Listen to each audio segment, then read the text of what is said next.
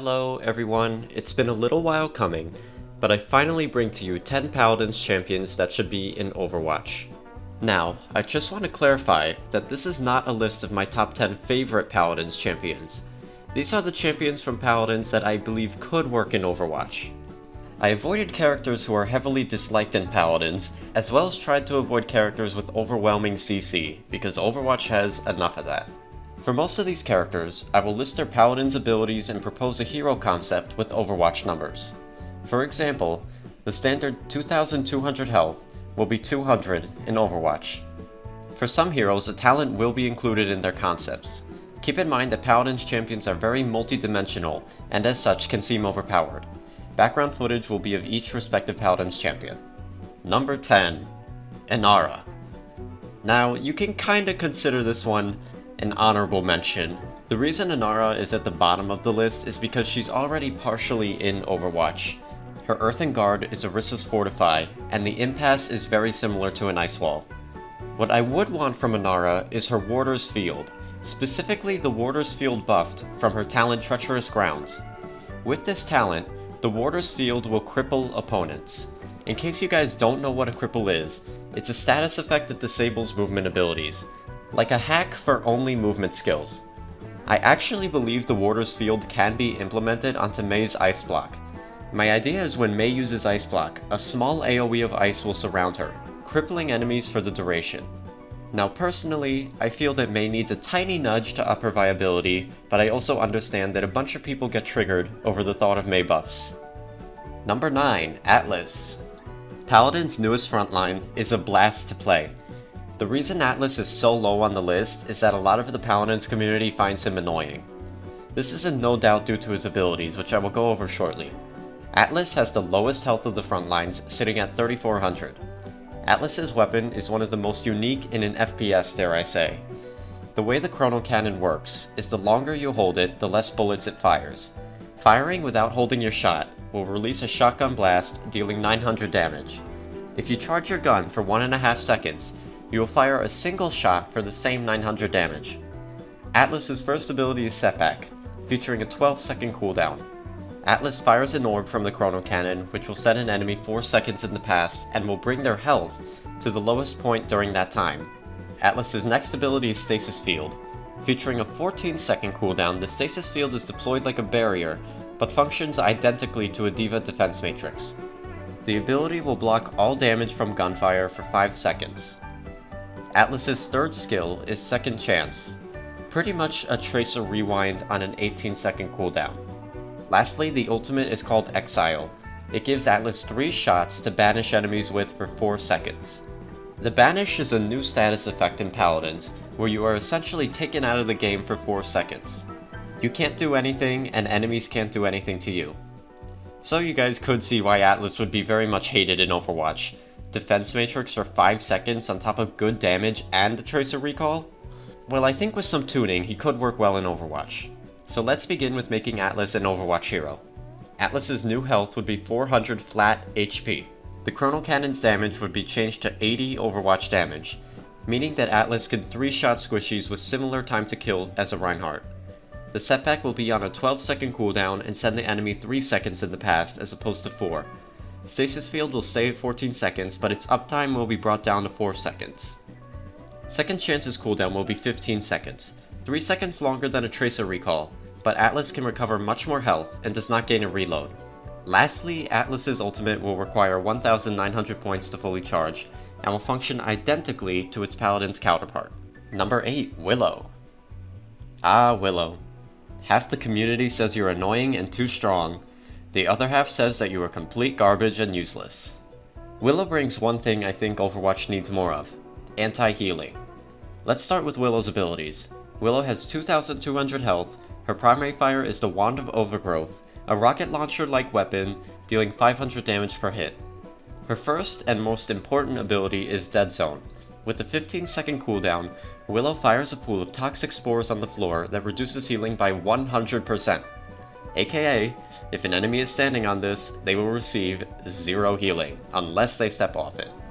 Willow's second ability is Seedling. Willow throws a seedling that explodes into smaller seedlings, and it explodes once more, dealing 400 damage per explosion. Seedling is on a 15-second cooldown. Willow's movement ability is called Flutter and features a 10-second cooldown. Lastly, Willow's ultimate Fey Flight lets Willow take to the skies and grants her infinite ammo for 8 seconds. I personally believe Willow is a tad underpowered, but I'm gonna make her good for Overwatch. I think Willow's primary fire should be a more forgiving explosive. A personal opinion here, but Pharah and Junkrat are not very fun blasters, and I believe that's because the explosive damage of their weapon is not as rewarding as landing direct hits. So here's what I propose for Willow. 200 health. Primary fire will deal 80 damage on a direct hit and feature an explosion radius of 4 meters, bigger than that of Pharah and Junkrat.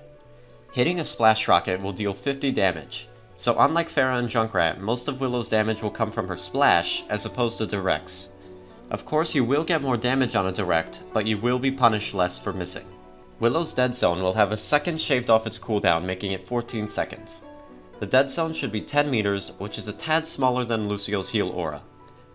The seedling should be on a 12-second cooldown, and the damage of each explosion should be 50. So hitting all 5 explosions would do 250 damage. Lastly, Flutter will be on a 7-second cooldown. I really don't understand why the cooldown is so long in Paladins, considering that Flutter doesn't make you damage immune and has startup lag. Honestly, I think Willow would need a new ultimate if she were to be added in Overwatch, considering that we already have an ultimate that grants flight and infinite ammo. Number 7, Barrack. Like Atlas, Barrack has the lowest health of the front line, sitting at 3400. His primary fire is the Blunderbuss, but instead we're going to look at Barrack's most viable talent called Tinkering, which turns the weapon into a slug rifle, firing a single projectile that deals 560 damage. Barrack's first ability is Deployed Barrier. Housing a 12-second cooldown, Barrack erects a 5000 health barricade lasting for 5 seconds. Barrack's second ability is his tiny, terrible turrets on a 10-second cooldown. Housing 600 health and dealing a pathetic 120 damage per shot, Barrack can have 2 turrets up at once. What makes these turrets even worse is that when Barrack dies, the turrets die with him. Lastly, Barrack's movement ability is called Rocket Boots, which houses a 12-second cooldown and propels Barrack in the direction he is facing for 1 second. Oh, how could I forget his garbage ultimate called Dome Shield. Barrack plops down a bubble shield with a flame turret in the middle. The shield has 20,000 health, and the turret inside deals 600 DPS for 6 seconds.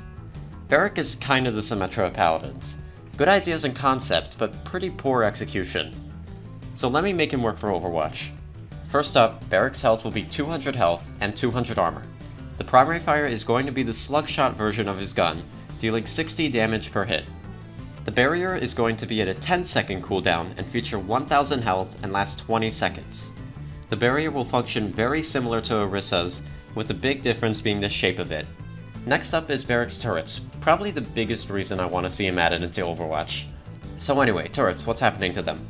First up, the ability will feature 2 charges, allowing Barrack to place both turrets at once. The cooldown will be 9 seconds. These turrets will have 200 health and fire hit scan bullets, dealing 25 DPS each. These turrets will have the same range as Torbjorn's, being 40 meters. For Rocket Boots, I think the ability should maintain its 12-second cooldown and function the same as it does in Paladins. Lastly, the Dome Shield ultimate. I think the concept of a short-lasting shield with a turret in the middle could be a really cool zoning ultimate. First up, the barrier uptime is going to 10 seconds. The barrier's health will be 3000. Next up, the turret inside will deal 70 DPS, and this turret will only be destroyed if the barrier's health reaches 0. The turret will only target enemies inside the barrier and will be capable of burning multiple enemies at once. This ultimate will be good if you're under a lot of pressure or you need to force an enemy off a point. Number 6, MalDama. At number 6 we have MalDama, who is considered as the pinnacle of Paladin's champion design. A high-skill healer who is fun and rewarding to use. MalDama has 2200 health. His primary fire is the Spitting Cobra, which is an arcing projectile dealing 400 damage per hit. A very special function is that whenever Damba reloads, he will toss his snake, which stuns for 1 second if it connects with an enemy. MalDamba's main healing ability is called Mending Spirits. For this one, we are going to be looking at the ability modified through the Wakono's chosen talent. Mending Spirits heals 300 health up front, and then heals 280 health a second for 5 seconds. Mending Spirits is a hit scan heal, very similar to Ana's Scoped Fire, however more punishing because of its 3-second cooldown. MalDama's second ability is called Gourd. Dama throws down a pool of venom that heals allies for 300 health a second and damages enemies for 200 health a second. Gourd lasts 5 seconds and has a cooldown of 10 seconds. MalDama's movement skill is called Slither, featuring an 8-second cooldown. Dama dashes in the direction he is facing and becomes invincible for the duration. Dama's ultimate is Dread Serpent. Unleashing the ultimate fears the enemies around it for 2 seconds, causing them to run away helpless for the duration. Dama was probably the hardest champion for me to balance in terms of Overwatch numbers. Obviously, Dama's health would be 200 HP. The Spitting Cobra would deal 40 damage and the Snake Toss would deal 20 damage while stunning for 1 second. Mending Spirits will keep its 3-second cooldown and heal allies for 30 health up front, then 40 heals a second for 5 seconds. Gourd should function the same as it does in Paladins. Same 10-second cooldown, allies in the Gourd are healed for 30 heals a second, and enemies take 20 damage a second. Slither is a solid movement ability and will maintain its 8-second cooldown. Dread Serpent would also function the same way as well, fearing enemies who make contact for 2 seconds.